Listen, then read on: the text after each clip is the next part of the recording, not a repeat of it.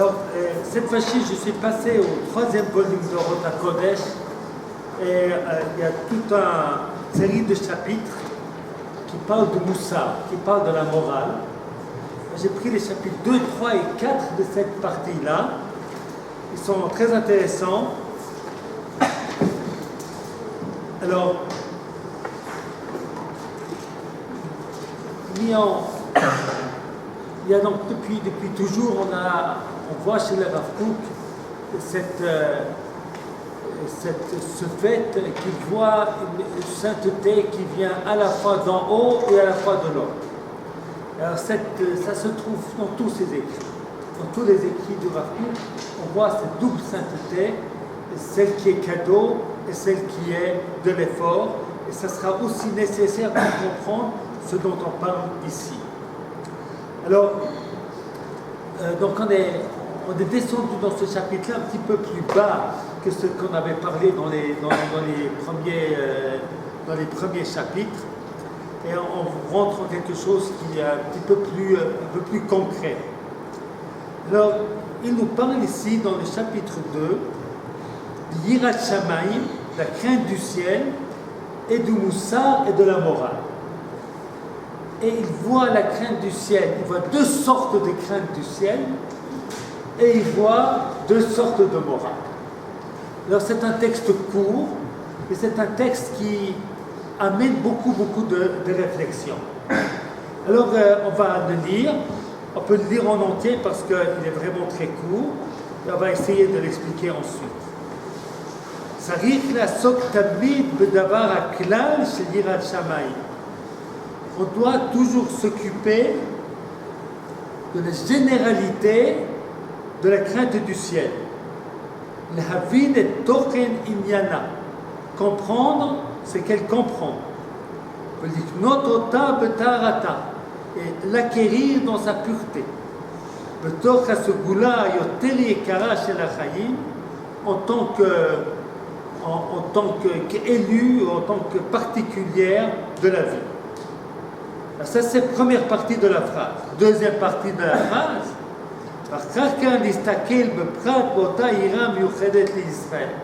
et ensuite parler de en détail de cette crainte particulière à Israël. Maï, qu'est-ce qu'elle est? Et quelles sont ses limites? Alors, il nous parle ici de deux choses.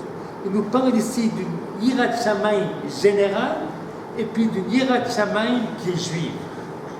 Alors, quels sont ces deux Yirat Shamayim? Qu'est-ce que c'est cette Yirat Shamayim générale et Yirat Shamayim juive? Et on va voir deux choses de nouveau dans la prochaine phrase, la phrase de Moussa. Betvar Moussa, en ce qui concerne la morale, Sarich levarech et Moussar amufshat amuchlat aklali.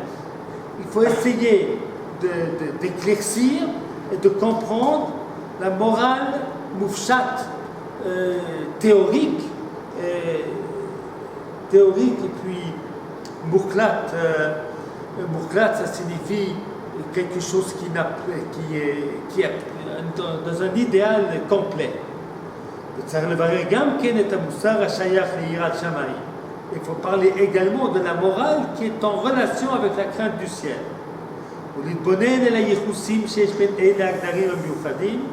Et de réfléchir sur les rapports qu'il y a entre tous dont on vient de parler, quelle est la différence entre l'un et l'autre, et en quoi ils s'unifient. Alors on est un petit peu dans le brouillard, après qu'on a lu le texte comme cela, et il y a un gros travail d'éclaircissement pour essayer de comprendre qu'est-ce que sont donc ces deux Yirat Shamayim. On va d'abord commencer par les deux Yirat Shamayim. La Yirat Shamayim générale et puis la Yirat Shamayim qui est particulière au peuple juif. Avant cela, j'aimerais mettre l'accent sur le fait qu'il y a deux phrases. La première parle de Yirat Shamayim, la crainte du ciel, et la deuxième parle de la morale. Alors quelle est la différence entre ces deux termes? Le Yirat Shamayim, c'est dans la relation verticale entre l'homme et HaKadosh Baruch Hu, et la morale, c'est dans la relation horizontale de l'homme avec son prochain. Alors, Alors maintenant, on va d'abord commencer à comprendre déjà ces deux notions. Yirat Shamayim, Shamayim c'est le ciel, c'est Dieu, et Moussar c'est la morale. Il y a tout être humain a des règles de morale. Alors qu'est-ce que sont donc ces deux Yirat Shamayim? La Yirat Shamayim universelle, celle qui ne dépend pas d'Israël, et puis la Yirat Shamayim particulière à Israël. Alors, il me semble qu'il parle de deux dimensions de crainte du ciel. La crainte, c'est déjà quelque chose qui exprime qu'on n'est pas tout puissant. Alors, le premier niveau de Yirat Shamayim, qui est un niveau à la fois très grand et très petit, comme très souvent les choses qui sont générales, c'est à la fois très grand, c'est cette prise de conscience que l'homme a de sa finitude par rapport à l'univers, au divin, à Kodesh Baruch Hu. Et alors ça, c'est une première notion que l'homme a besoin d'acquérir. Et cette notion, dit le Rav Kook, elle peut exister en chaque homme, même s'il n'est pas nécessairement juif. Comprendre et saisir que nous ne sommes que des hommes, et par conséquent que nous sommes limités, c'est le premier pas. C'est un premier pas, mais c'est un pas tellement important que si on va jusqu'au bout de ce pas, on va à un service de Dieu extraordinaire. Donc à la fois c'est très limité parce qu'il n'y a pas d'exigence particulière, mais c'est la prise de conscience très importante, la prise de conscience, je ne suis pas le maître du monde. Et ça c'est à clash chez Yirat Shamayim. Ça ne dépend pas que tu es juif ou pas. C'est quelque chose d'absolument général.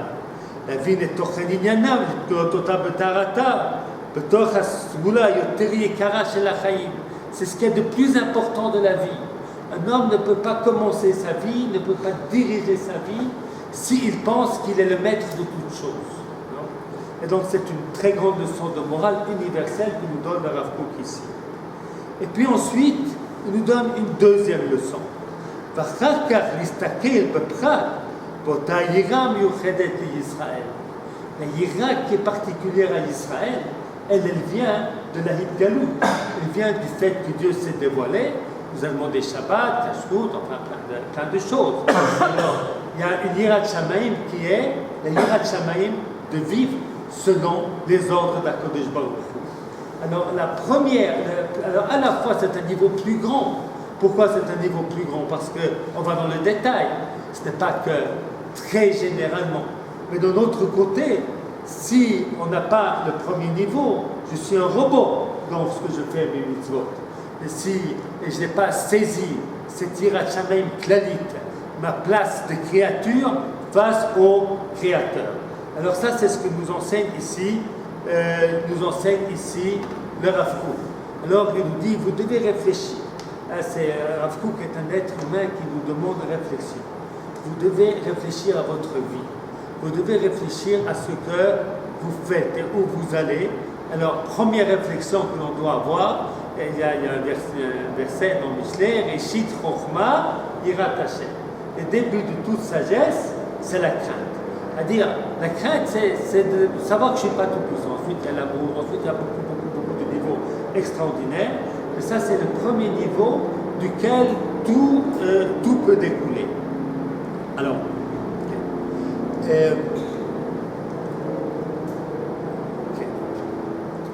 je pourrais dire aussi que le premier niveau, il est un peu à la fois c'est contradictoire parce qu'il vient de l'homme, c'est son dévoilement d'Akadosh Baruch Hu, mais il est cadeau. On n'a pas besoin de grands efforts pour cela. Parce qu'en fait, c'est un niveau à la fois très grand, mais à la fois premier. À la fois évident. Dans la réalité de la vie, ce n'est pas aussi évident que cela. L'homme a une tendance à penser qu'il est maître de toutes choses. D'ailleurs, c'est très intéressant que le Ramban, dans sa petite lettre de morale, il a mis en exergue comme première des valeurs celle de ne pas se mettre en colère. D'où provient la colère? Un homme se met en colère lorsque sa volonté n'est pas faite. Il veut quelque chose, C'est comme ça avec les enfants déjà. Un enfant qui se met en colère, il veut quelque chose, il ne reçoit pas, il se met en colère. Un patron qui se met en colère sur ses employés, il est en colère parce qu'ils n'ont pas fait ce qu'il attendait de lui. Et le Rambam dit, la première chose dans la morale, c'est de ne pas se mettre en colère. Et c'est, en d'autres termes, la même idée qui se trouve ici. C'est de comprendre que ce n'est pas le maître de toutes choses, c'est pas le maître de toutes choses, tu n'as pas de raison de te mettre en colère, enfin, qui tu es. Et dans les couples aussi, c'est très important, parce qu'il y a colère entre deux parties d'un couple, entre les Bnei-Zoug, eh bien, c'est parce qu'il y a un qui pense qu'il a des droits sur l'autre, et que l'autre lui doit tout. Et puis lorsqu'il n'a pas ce qu'il attend, eh bien il se met en colère. Ça peut être qu'il ne se met pas en colère, ça ne veut pas dire qu'il crie, mais ça veut dire en lui-même. La colère peut être parfois profondément intérieure. Et ça, c'est déjà, voilà, ça c'est dans ce qu'on parle ici, dans ce petit morceau de texte. Et puis, on va passer maintenant à la deuxième partie, le Davar Amoussa, la morale.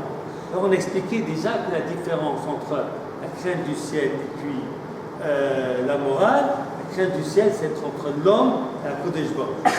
La morale c'est entre l'homme et son prochain. Alors il nous parle au début de quelque chose que j'ai de la peine à comprendre et je vous proposerai deux explications, vous me direz selon vous laquelle vous semble la plus plausible. Et peut-être les deux sont vraies. צריך לברר את המוסר המופשט המוחלט הכללי. C'est-à-dire, il faut étudier, il faut éclairer la morale moufchat qui est absolument théorique, qui n'est pas liée à la réalité de la vie. Comment est-ce qu'on dit moufchat en français? Il y a un mot. Hein? Abstrait. Voilà le mot que je cherchais. Quelle horreur, on va parler de la morale abstraite, mais enfin, c'est ce qui est marqué. C'est un moussar, un moufchat absolu. Voilà, abstrait, absolu et général. Alors, qu'est-ce que ça signifie? Alors, on peut comprendre que c'est la morale de base sur laquelle il n'y a pas de discussion. Tout le monde est d'accord avec. Il y a des choses que tout le monde, qui a un minimum de bonne volonté, il est d'accord. Ça, c'est un bon niveau pour comprendre cette phrase-là. Et puis on peut la comprendre autrement. Que c'est une exigence extraordinaire, d'une moralité que nous, les êtres humains, n'arriverons pas à accéder. Alors, si je prends la première explication, eh bien, c'est très simple. Il ne faut pas voler, il faut faire du mal à son prochain. Enfin, ce sont des choses basiques, universelles, de morale. Et puis, si on prend la deuxième explication, ça va beaucoup plus loin. C'est une idée de justice, parfaite, qui a son très grand danger, parce que, tant qu'elle n'est pas liée au Hirachem dont on parlera plus tard, parce qu'une morale qui est moukhlat, qui est absolue, qui est théorique et absolue, eh bien ça peut amener les hommes à faire les choses les pires qui soient. Tu peux avoir un idéal de morale, un petit peu le communisme avait un idéal de morale extraordinaire. On pourrait crier aujourd'hui, il y a en Israël des gens qui travaillent 40 heures par semaine ou 44 heures par semaine, et puis qui terminent le mois avec 3500 shekels, 4000 shekels, et il ne peut pas vivre avec ça. Et puis le patron de la grande organisation dans laquelle il travaille, finalement, il fait tourner, eh bien, il gagne cela en 1 minute. Et ce que lui va gagner dans toute sa vie, ce bonhomme-là va gagner en 1 mois. Quelque chose d'horrible, enfin, tout être de bon sens dit c'est normal que quelqu'un qui est directeur, qui dirige, qui a de bonnes idées, qui fait marcher, gagne bien, gagne plus, 10 fois plus, 100 fois plus, on peut encore comprendre. Mais lorsque ça devient 100 fois, 1000 fois plus, ça devient hors de toute proportion. Alors on peut, avec cette idée-là, vouloir faire la révolution. Et puis vouloir arriver à un monde où on veut égaliser le tout. Puis en faisant cela, on va tuer des millions et des millions et des millions de personnes pour arriver à ce résultat. Donc il y a quelque chose d'extrêmement dangereux dans une théorie qui n'est pas liée avec la Yirat Shamayim. Alors à la fois c'est très grand, c'est très fort, ce sont des idéaux formidables, c'est un idéal formidable, mais comme ils sont détachés de la réalité humaine, eh bien ça peut amener à des catastrophes extraordinaires. Alors c'est pour ça qu'il nous dit le Rav, c'est le Varer Gamken, et Tamussar Ashayach et Yirat Shamayim. Alors, je vais peut-être donner un enseignement que j'ai entendu de mon père, Zecher Tzadik Libracha, à propos des enfants de Yaakov. On sait que les enfants de Yaakov ont vendu Yosef. Alors, on a beaucoup d'explications pour expliquer pourquoi ce qu'ils l'ont fait. Toutes ces explications, elles viennent justifier ce qu'a fait Yosef. Que les frères, ils étaient ci, ils étaient ça, etc. Et vraisemblablement, lorsqu'ils l'ont fait, ils avaient bonne conscience. Ils n'ont pas pensé qu'ils faisaient un crime. Pourquoi? Parce qu'ils avaient une morale sans Yirat Shamayim, c'est-à-dire une morale qui venait de leur conviction profonde. Leur conviction profonde. À la fois, on n'a pas dit dans la Torah Kabed et Tavicha Betimecha, on n'a pas dit dans la Torah Lotirtzach. Alors c'est sûr qu'ils savent qu'il ne faut pas tuer, c'est sûr qu'ils savent qu'il faut respecter les parents parce que c'est quelque chose qui est absolu et qui se trouve en tout homme, mais comme c'était en conflit avec d'autres valeurs, eh bien ils ont fait leur choix qui a été catastrophique. Mon père Zatzal, il expliquait que la Torah raconte le livre de Bréchit pour montrer combien il est nécessaire d'avoir la Torah. Alors que sans Torah, les gens les meilleurs, ce qui peut être mieux que les fils de Yaakov, que les gens les meilleurs, eh bien, ils peuvent tomber dans l'ignominie lorsque l'on fait, lorsqu'on n'est pas arrêté par quelque chose qui est au-dessus de nous et puis qui nous dit attention, attention, il y a des règles, tu ne peux pas faire. C'est pas parce que tu penses quelque chose que tu peux le faire. C'est d'ailleurs aujourd'hui aussi des mouvements extrémistes, qui soient au sein du peuple d'Israël, ou bien qui soient chez les goyim, que ce soit l'extrême gauche ou l'extrême droite, eh bien, c'est toujours, même c'est des personnes qui ont de grands idéaux. Ce ne sont pas des personnes qui n'ont pas d'idéaux. Ce sont des personnes qui ont de grands idéaux et qui vont jusqu'au bout. C'est mouklat, c'est absolu, c'est théorique, et puis lorsque ça descend dans la réalité, cela fait des catastrophes. Ça, le Rav Kook l'a très bien compris. Peut-être aussi parfois les dirigeants du pays, ils peuvent aussi, pour devoir chercher quelque chose, trouver quelque chose, aller faire un petit pas en plus de ce que l'on a le droit de faire. De ce qu'on a le droit de faire, bien que le but à atteindre est justifié. Alors, c'est pour ça, nous dit le Rav, mais il faut qu'il soit limité par le Varer Gamken et Tamussar Ashayach Liyirat Shamayim ou les Hitbonen et la Yechusim Sheyesh Ben Ele Hagdarim Ameyuchadim. Ensuite, de faire le rapport entre qu'est-ce que de notre morale théorique absolue, qu'est-ce que l'on peut traduire dans la réalité de ce monde et comment est-ce qu'on peut le traduire.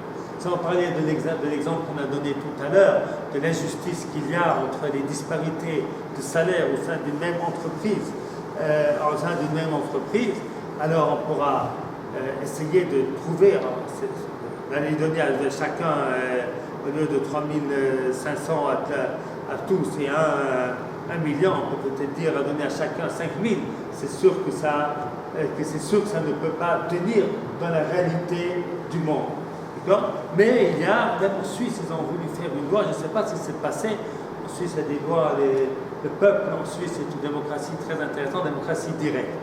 Alors s'il y a un certain nombre de signatures, je ne sais plus combien, qui sont réunies par n'importe quelle personne, eh bien il y a ensuite un vote sur cette loi. Alors il y avait une loi qui voulait passer en Suisse pour limiter les salaires à, je ne sais plus si c'était 50 fois ou 100 fois ou je ne sais plus combien était. Enfin, de limiter parce qu'il y a des choses qui ne peuvent pas tenir. Alors, à la fois, on prend en considération un peu de justice absolue et à la fois, on prend en considération la réalité, la réalité humaine. Donc, il y a quelque chose que l'on va arracher. D'ailleurs, dans mon livre Mishpatim, j'explique ça en introduction, que la plupart des lois de Mishpatim, elles ne sont pas applicables. La plupart des lois de Mishpatim, elles ne sont pas applicables. Par exemple, d'après le droit juif absolu, on ne peut condamner quelqu'un que s'il y a 2 témoins et qu'il y a eu un avertissement. Parce que, eh bien, je ne connais ni le violeur, ni le voleur, ni l'assassin, et puis il faut 2 témoins cachés. Il faut qui va inviter 2 rabbins avant de tuer, voler ou violer. C'est impossible. Donc si on applique la loi de la Torah, eh bien, on ne condamnera jamais personne, et puis le monde sera laissé à l'horreur. Alors, pour que ça n'arrive pas, alors il existe une loi parallèle. Cette loi parallèle, ça s'appelle Chok HaMelech, la loi du roi, enfin de l'autorité, qui a la possibilité de punir sans prendre en considération, c'est-à-dire sans respecter les lois que l'on a apprises. Alors la question se pose, à quoi ça sert alors toutes ces lois qu'on apprend? Ça sert à rien? Non, c'est pas vrai, ça sert. Parce qu'on apprend des grands principes. Le fait qu'il faut 2 témoins, eh bien, qu'est-ce que ça nous apprend? Il faut qu'on arrive à une quasi-certitude. Alors, certitude absolue, on ne peut pas arriver. Mais on va apprendre de là qu'on ne peut pas arriver avec... on ne peut pas condamner s'il n'y a pas vraiment des éléments concrets et forts. Vous avez par exemple le principe dans la halakha, Ein Adam Mesim Atzmo Racha. Combien il est important ce principe lorsqu'on parle des gens qui se font condamner parce qu'ils ont avoué. D'après la halakha juive, on ne peut pas condamner quelqu'un par son aveu. Ce qui empêche d'arracher des aveux par la force. C'est de nouveau un principe extrêmement important. Est-ce qu'on ne va pas forcer des gens à avouer parce qu'ils ont besoin de se protéger? Vraisemblablement non. Mais ça vient nous dire quand même qu'il va y avoir des limites à ce que l'on peut faire. Il y a des valeurs. Alors ensuite, il y a tout le travail de traduction entre le monde de l'absolu et le monde de la réalité. Et ça, c'est un travail très dur qui aujourd'hui dans le monde de la halakha se fait petit à petit parce que pendant 2000 ans, on n'a pas tellement eu c'est pas qu'on n'a pas eu du tout, il y a eu des endroits où il y avait relative autonomie de jugement. Et d'ailleurs, on voit des choses on voit des roches qui parlent de punitions qu'ils ont données corporelles à leur époque et qui nous révolteraient aujourd'hui, que je peux pas raconter, et qui sont basées sur le principe qu'il faut protéger la société. Alors, donc tout ce qu'on étudie, eh bien, ça va nous étudier les grandes valeurs. Et c'est ainsi qu'il y a un rapport entre les valeurs de l'absolu et puis les valeurs qui sont plus pratiques, plus prosaïques. Voilà, et ça c'est tout le travail que l'on doit faire. Alors, je donnerai peut-être encore un autre exemple de Machloket entre Ben Torah et Rabbi Akiva. 2 personnes qui se trouvent dans le désert, puis il n'y a pas assez d'eau, il y a un qui a une gourde d'eau, il n'a pas assez d'eau pour lui et son prochain.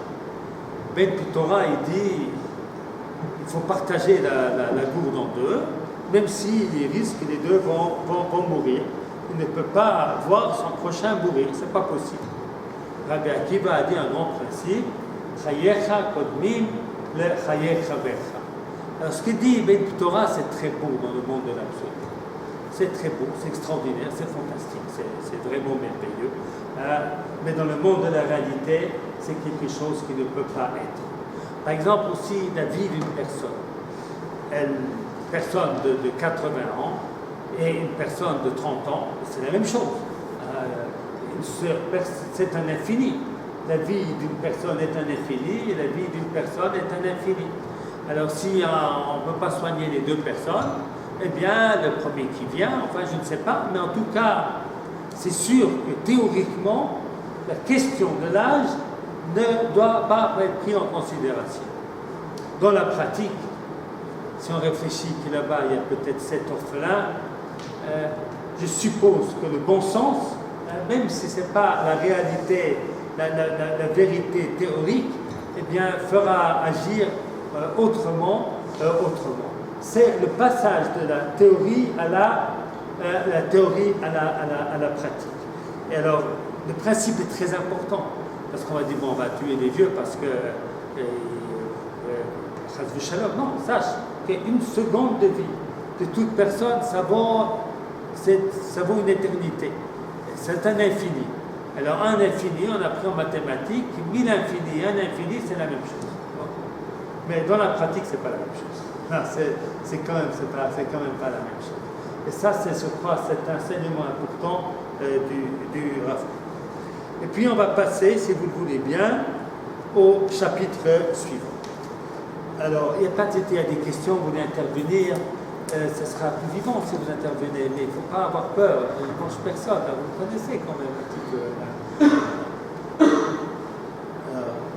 Vous connaissez moins, mais vous pouvez intervenir, poser des questions, ça rendra la chose plus vivante, c'est mieux. Il n'y a pas. Quelle est la différence entre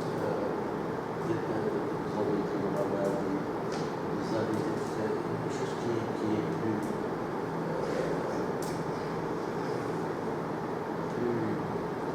en français c'est un peu. Des chapitres. Les Benglis. Benglis, oui. Je vais essayer de. Il y avait une différence quand on est plus sérieux, quand quelque chose qui est plus concret, ça rend la situation impossible. Parce qu'une loi, on essaie de faire une loi qui est plus que la loi. Si on fait un petit peu plus que la loi, des fois les choses deviennent. Mais quelle est la différence vraiment entre ça et quand vous faites la chose avec la loi, c'est exactement vis-à-vis du Shulchan Aruch. C'est un mot de plus. Oui. Alors, il y a tellement une grande différence pour quelque chose de petit. Oui. Alors, je ne sais pas si j'ai bien compris ce que vous avez voulu, la question que vous posez. Je ne suis pas sûr d'avoir bien compris. Mais entre le monde de la théorie et le monde de la pratique, le rapport entre les deux, c'est qu'on ne peut pas mettre en pratique ce qu'on étudie dans la théorie, mais on peut retirer des principes, on peut retirer des valeurs du monde de la théorie et qu'on va essayer d'appliquer tant bien que mal dans le monde de la réalité, parce que le monde de la réalité n'est pas un monde carré, c'est un monde très complexe. C'est très complexe. Et en fait, vous savez que ce qu'on étudie la physique. Alors, par exemple, on va étudier la vitesse d'un train, deux trains qui se rencontrent et puis qui partent chacun d'un autre endroit. Alors, on a le nombre de wagons, on a leur poids, on a leur vitesse, et puis on va calculer l'énergie qu'il va prendre. On va faire des calculs avec les règles de physique qu'on a appris. Ensuite, on va conduire le train, ça ne sera pas exactement comme les calculs que l'on a fait. Parce qu'on n'a pas pu prendre en considération tout. Il y a peut-être encore des questions de température, il y a tel endroit et tel endroit, et puis de frottement, et puis des qualités du conducteur, et encore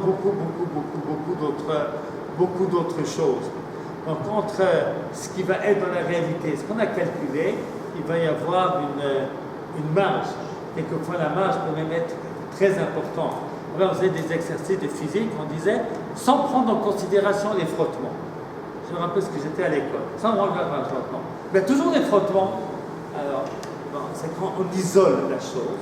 Et ensuite, il faudra isoler les frottements. Et puis ensuite, il faudra un ingénieur pratique qui va nous faire, qui va nous construire qui va nous construire les machines de telle manière qu'il n'y ait pas d'accident. Il n'y ait pas d'accident. Alors, ça c'est, il y a toujours, en mathématiques et physique, la physique théorique, la physique pratique, il y a toujours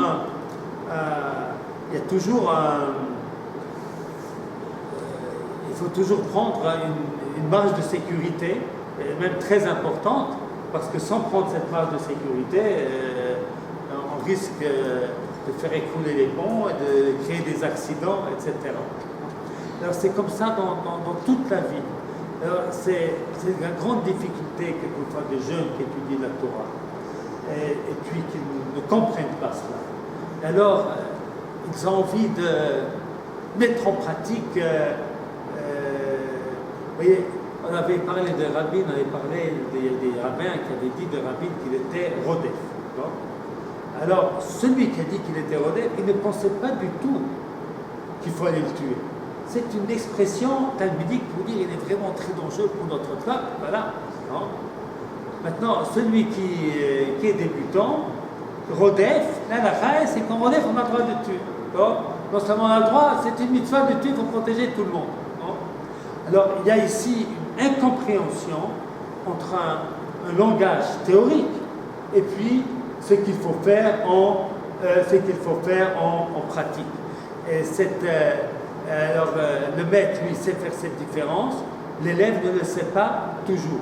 C'est pour ça qu'on a Mishnah nous dit en Pirkei Avot, maître, faites attention à ce que vous dites, parce que peut-être elle sera ensuite mal interprétée. Surtout lorsqu'il y a des conflits et puis qu'on veut montrer son opinion, on dit toujours avec une espèce de force, de vigueur, on utilise des mots très forts, etc. Mais on n'a pas l'intention que ça se traduise, que ça soit une asata pour une action quelconque. Et puis on doit faire attention lorsqu'on enseigne justement d'expliquer ce qui est théorique, est vrai, mais n'est pas dans le monde de la pratique, c'est tout à fait autre chose. Alors à quoi ça sert de nous dire qu'il est Rodef? Ça nous sert de travailler aux prochaines élections pour que quelqu'un d'autre soit élu. Voilà, c'est ça la traduction pratique de cela. C'est pas autre chose. C'est pas autre chose. Et pour les jeunes, parfois, c'est très difficile à faire cette distinction. Alors, récemment, on parle beaucoup de la mitzvah de monter en Israël, une grande mitzvah de monter en Israël. Alors, dans le Shulchan Aruch, c'est marqué qu'on a le droit de divorcer pour monter en Israël. Et celui qui ne veut pas monter, eh bien, le divorce, il est assez tôt. Voilà. Donc, si c'est le mari qui ne veut pas monter, on le force à donner le guette à sa femme et de lui payer la k'tuva pour qu'elle puisse monter. Et puis si c'est elle qui ne veut pas monter, il peut la répudier sans lui donner la k'tuva. Alors celui qui lit ça, qu'est-ce qu'il croit? Il croit que d'après la Torah, si tu es en Chouslaret, tu es marié, ta femme ne peut pas monter, et bien divorce-la et monte. Ce n'est pas du tout ça l'intention de la Torah. S'il a décidé de monter, etc., etc., etc. Alors, d'étudier récemment dans le Chot Nedarim, s'il y avait des choses dans la halakha, moi j'ai toujours dit que j'ai toujours enseigné, ils m'ont posé la question, ce sont des questions qui sont fréquentes, dit Shalom Bayit, passe avant, tu aimes ta femme et ben, elle ne veut pas monter, tu seras la convaincre, c'est pas cette année, peut-être l'année prochaine, bon, on ne va pas casser une famille. Alors moi j'apportais comme preuve que c'était marqué qu'on avait le droit de descendre en Chutz La'aretz pour se marier. Mais en fait, j'ai trouvé dans le chapitre 228, Reshkafret, Ilchot Nedarim, où c'est explicitement dit Et c'est là quelqu'un qui avait fait le vœu de monter en Israël, et sa femme ne veut pas. Normalement, il y a des vœux qu'on ne peut pas annuler, le vœu Katal d'Adra. Eh bien, nous disent les commentateurs, on peut annuler son vœu. Pourquoi? À cause de la grande mitzvah de Shalom Bayit. La grande mitzvah de Shalom Bayit. Alors, de nouveau, cette halakha vient nous montrer combien c'est important de monter en Israël, combien c'est une grande mitzvah, etc., etc. Et c'est vraiment une grande mitzvah, il faut tout faire pour la convaincre, etc. Mais ça ne veut pas dire qu'il faut aller le lendemain au Bétadine et puis la jeter. C'est très important parce que celui qui lit sans comprendre justement ces deux niveaux de morale, eh bien il peut être en difficulté et puis dire des choses qu'il ne faut pas dire. Alors on fait un petit peu du chapitre 2. Le chapitre 2 est plus long et plus facile. Alors le chapitre 2, il cite ici le Silat Yesharim, Moshe Chaim Luzzatto, qui explique pourquoi les gens n'étudient pas la morale. Il était très fâché, le Rabbi Moshe Chaim Luzzatto, que les gens n'étudient pas la morale. Il dit c'est vraiment pas bien. Ils étudient les sciences, ils étudient la Torah, ils étudient la Gemara, ils étudient le Shulchan Aruch, et ils n'étudient pas la morale. Pourquoi est-ce qu'ils n'étudient pas la morale? C'est pas qu'ils disent que c'est pas important, tout le monde va dire que la chassidoute, la piété, c'est très important, mais ils vont dire tous que c'est quelque chose que tout le monde sait. Ça n'a pas besoin d'être étudié. Alors il nous dit que cela a des très mauvaises conséquences. Hein. Alors, c'est pas dans le texte que je vous ai donné, ça c'est dans le Mesilat Yesharim. Les Chachamim, le Vilter Chachamim, est pour les sages et pour ceux qui ne le sont pas. Ils croient savoir, alors ils n'étudient pas, et puis en fait, ils ne savent pas. Alors, le Rav Kook pense aussi que c'est très important d'étudier la morale, mais il essaye, et puis il pense que la raison qu'a donnée le Rabbi Moshe Chaim Luzzatto est vraie, mais qu'il faut aller encore un petit peu à l'intérieur de ces paroles. Parce que l'enseignement de Rabbi Moshe Chaim Luzzatto, c'est de nous dire quelque chose de très technique. C'est-à-dire, les gens croient qu'ils savent, alors qu'ils ne savent pas. Hein? Ils croient que, bon, c'est simple, hein, c'est des choses qu'ils savent. Alors, le Rav Kook, lui, il nous explique, ils savent vraiment, mais ils savent mal. C'est vrai qu'ils savent. Pourquoi c'est vrai qu'ils savent? Parce qu'il y a une grande différence entre l'étude de la morale et l'étude de toutes les autres études. Toutes les autres études, tu dois un livre. Tu ne peux pas étudier les lois des vœux sans étudier une Chot Nedarim dans Shulchan Aruch, le Sefer Nedarim. Tu ne peux pas, les lois des Shabbat, tu ne peux pas le savoir. Si tu n'as pas étudié ou si tes parents n'ont pas dit, tu n'as pas le droit de cuire, il faut mettre la plata comme ci, tu ne peux pas deviner. Hein? Et la physique et les mathématiques, je crois que personne n'étudie les mathématiques et les physiques sans avoir un livre, sans avoir quelqu'un qui lui apporte des renseignements. La morale, c'est quelque chose qui se trouve en l'homme. Et c'est la raison pour laquelle les gens croient qu'ils n'ont pas besoin de l'étudier, parce que c'est en eux. Et c'est vraiment eux. Mais, c'est vraiment eux, mais avec comment dirait-on, des bigamim. Comment on traduit des bigamim? Avec des défauts. Hein, avec des défauts qui sont de ce qui vient de la personne humaine. Et c'est ce qu'il nous dit dans ce chapitre-là. On va lire un petit peu. אז מה שמרצה הרמ"ח Luzzatto בהקדמת ספר מסילת ישרים, בסייעת המניעה לעסוק בחסידות ויראת שמיים.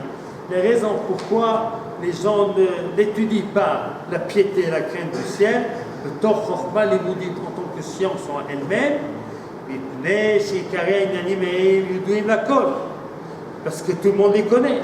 בשביל כך חושב כל אחד שאין צריך להוציא זמן על עיונם, chacun pense qu'il n'a pas besoin de consacrer du temps à la réflexion. Ça, c'est la raison technique. אבל הצד הפנימי שלה va גם כן מסיבה זו עצמה. La raison intérieure, c'est la même chose, mais une différence. אבל בצורה יותר מוסר, quelque chose de plus profond. כלומר, לא רק הסכמת העולם פועל דבר זה של הגשת היסודות, גם בלא לימוד, לחשוב על זה שאין צורך להתעסק בפרטיהם, אלא מפני שהמחשבות הטבעיות הן מלאות ציורים בין העניינים הרוחניים. Pas seulement qu'ils pensent qu'ils savent, c'est qu'ils savent vraiment que l'homme est plein, il a son idée sur toutes les questions de morale. Mais je dis car, mais riche de kol limoud. בתחילת שימת הלב על בירור, dès qu'il commence à étudier, il a déjà ses opinions, donc il ne peut pas étudier. Tu peux étudier les maths, tu as besoin d'écouter le prof, tu ne peux pas savoir sans écouter le prof, il faut lire le bouquin. Si tu sèches le cours, au moins tu as le bouquin qui te donne les informations. Mais là tu n'as besoin de rien, tu sais vraiment. Mais d'or chez Marshava, chez le Boussa, c'est vrai que tu sais, mais c'est Bossar, c'est à l'état Bossar. Bossar, c'est un raisin qui n'est pas encore, qui n'est pas mûr, c'est à l'état abrupt comme ça, début. Plein de choses mauvaises et plein de choses pas justes, ils sont mélangés. עם החושך השכלי יש גם כן בטבע שענייני היראה והמוסר סולטן בריהוט בלתי טבעית כזאת שמחשכת את אור השכל. Il y a plein de choses qui viennent de l'instinct, qui viennent du Yetzer de l'homme, et bien qui assombrissent cette compréhension. Alors on va passer maintenant au dernier paragraphe, et comme ça fait un ensemble, on termine l'ensemble de toute l'idée. Il se pose finalement la question: est-ce que le Rabbi Moshe Chaim Luzzatto a vraiment raison d'étudier le Yirat Shamayim comme une science à part?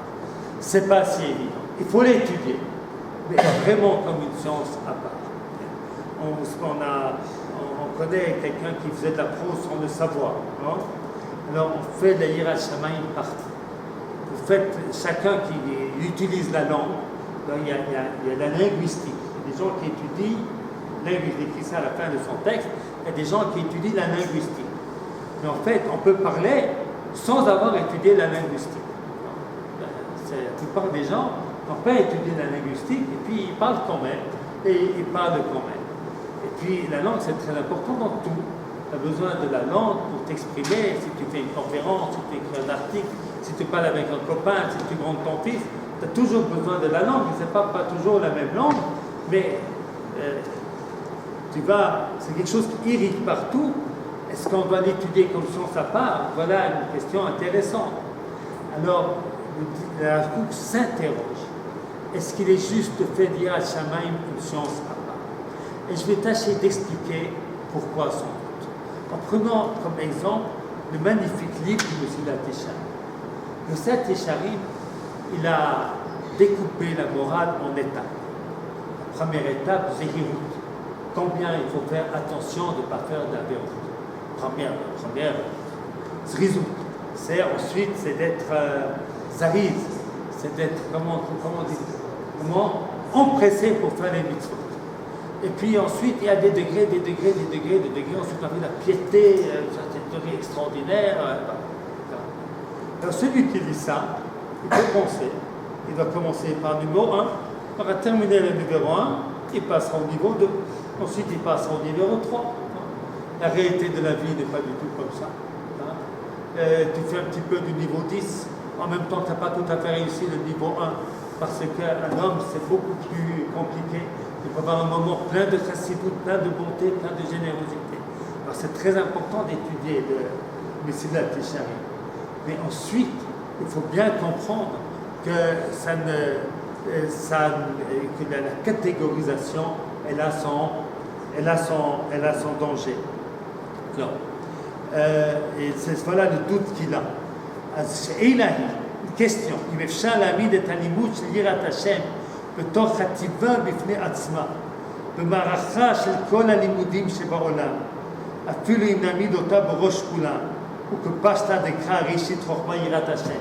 Il faut faire une étude à part, comme le dit le verset, ראשית חוכמה יראת השם. או אולי, C'est pas c'est pas une étude comme les autres études. Et sa lumière, elle s'étend dans toutes les sciences.